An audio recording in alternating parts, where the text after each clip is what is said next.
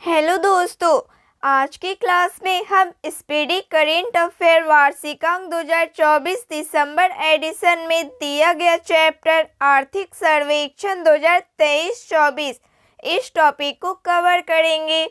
मेरा नाम प्रियंका है और मेरी क्लास में आप सभी का स्वागत है। तो चलिए शुरू करते हैं।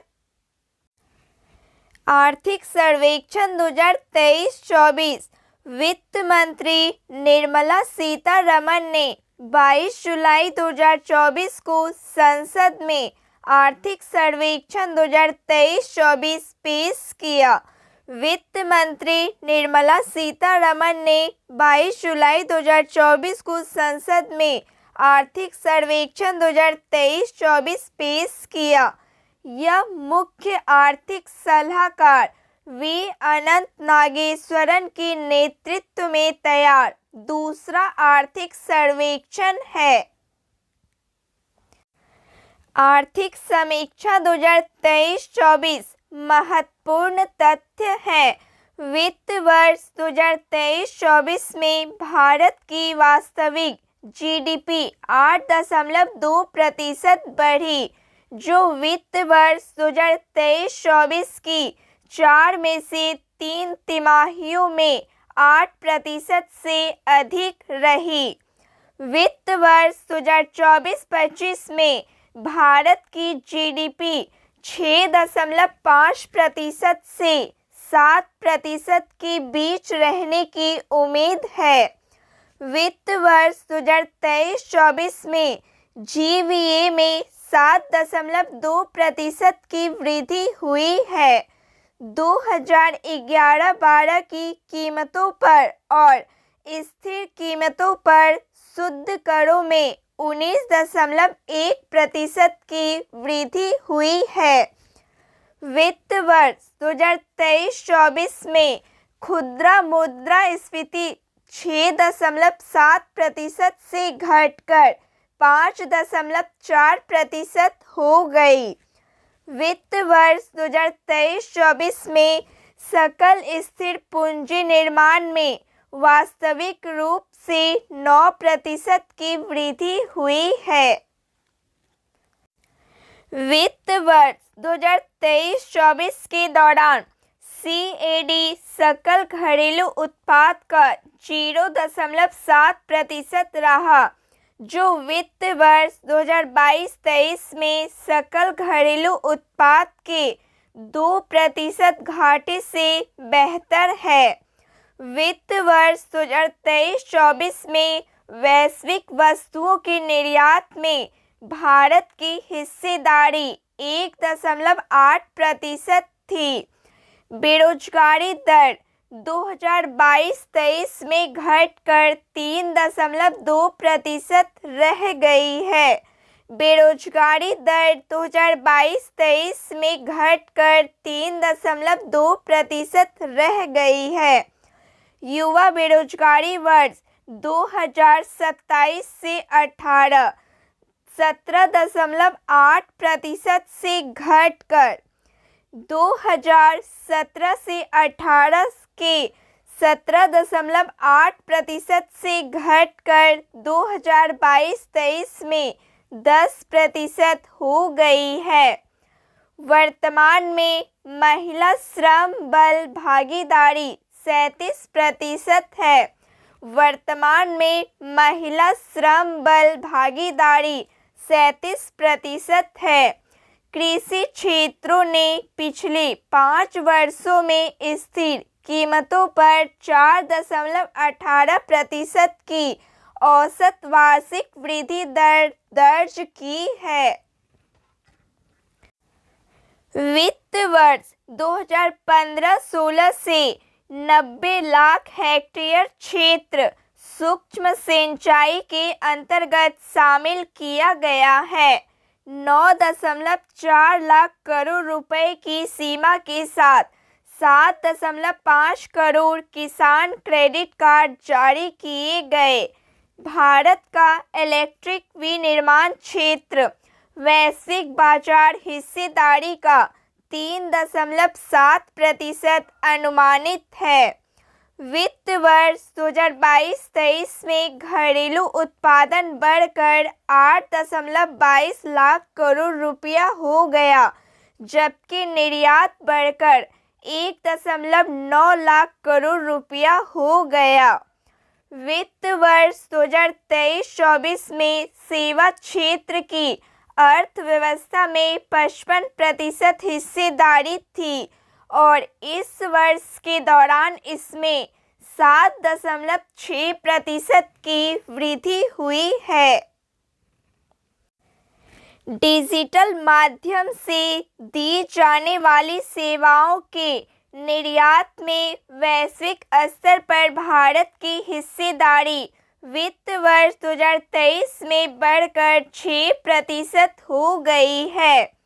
वित्त वर्ष 2024 में कुल हवाई यात्रियों की संख्या में 15% की वृद्धि हुई है। भारत में टेक्नोलॉजी संबंधी स्टार्टअप वर्ष 2014 में लगभग 2000 थे, जो बढ़कर 2023 में लगभग 31,000 हो गए हैं। राष्ट्रीय राजमार्ग के निर्माण की गति बढ़कर वित्त वर्ष 2024 में प्रतिदिन करीब 34 किलोमीटर हो गई है। पिछले 5 वर्षों में रेलवे पर पूंजीगत व्यय में 77% की वृद्धि हुई है। पिछले 5 वर्षों में रेलवे पर पूंजीगत व्यय में 77% की वृद्धि हुई है। भारत में 55 सक्रिय अंतरिक्ष परिसंपत्तियां हैं, जिनमें 18 संचार, 9 नेविगेशन, 5 वैज्ञानिक, 3 मौसम विज्ञान और 20 पृथ्वी अवलोकन उपग्रह शामिल हैं। डिजिलॉकर प्लेटफॉर्म पर 26.28 करोड़ से ज़्यादा पंजीकृत उपयोगकर्ता हैं और 674 करोड़ से ज़्यादा जारी किए गए दस्तावेज हैं। वित्त वर्ष 2024 में 21 हवाई अड्डों पर नई टर्मिनल इमारतें चालू की गई है। भारत के ई-वाणिज्य उद्योग का वित्त वर्ष 2030 तक 350 अरब अमेरिकी डॉलर पार कर जाने की उम्मीद है। भारत के ई-वाणिज्य उद्योग को वित्त वर्ष 2030 तक 350 अरब अमेरिकी डॉलर पार कर जाने की उम्मीद है। 2015-16 से 2023-24 तक प्रति बूंद अधिक फसल योजना के तहत 90 लाख हेक्टेयर क्षेत्र को कवर किया गया। भारत 50 बिलियन अमेरिकी डॉलर के मूल्यांकन के साथ मात्रा के हिसाब से दुनिया का तीसरा सबसे बड़ा बाजार बना है। वस्त्र निर्माण में भारत वैश्विक स्तर पर दूसरे सबसे बड़ा और शीर्ष 5 निर्यातकों में से एक है। आयुष्मान भारत के तहत 34.7 करोड़ कार्ड जारी किए गए, जो 7.37 करोड़ अस्पताल प्रवेश को कवर करेगा,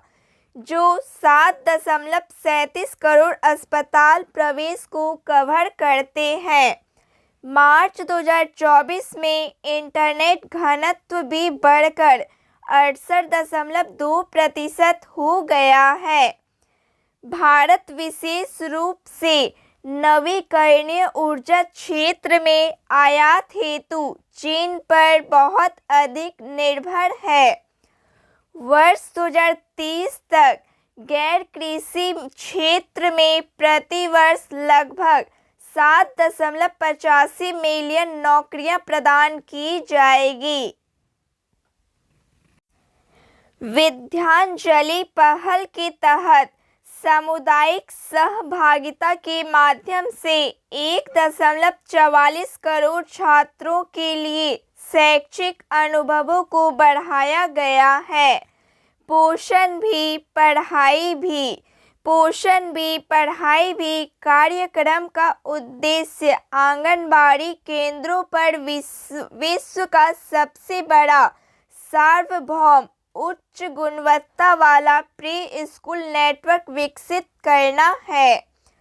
अनुसंधान और विकास प्रगति के तहत वित्त वर्ष 2024 में लगभग 1 लाख पेटेंट प्रदान किए गए, जबकि वित्त वर्ष 2020 में यह संख्या 25,000 से भी कम थी। पीएम आवास ग्रामीण के तहत 2.63 करोड़ घरों का निर्माण किया गया। 2014-15 से ग्राम सड़क योजना के तहत 15.14 लाख किलोमीटर सड़कें पूरी की गई। मई 2024 तक 1.28 लाख करोड़ रुपए से अधिक निवेश आकर्षित किया गया, जिसमें 10.8 लाख करोड़ का उत्पादन, विक्रय और 8.5 लाख से अधिक नौकरियां का सृजन हुआ। तो फ्रेंड्स, आज के लिए बस इतना ही। क्लास अच्छी लगी हो प्लीज़ लाइक शेयर सब्सक्राइब कीजिए। जय हिंद, थैंक यू।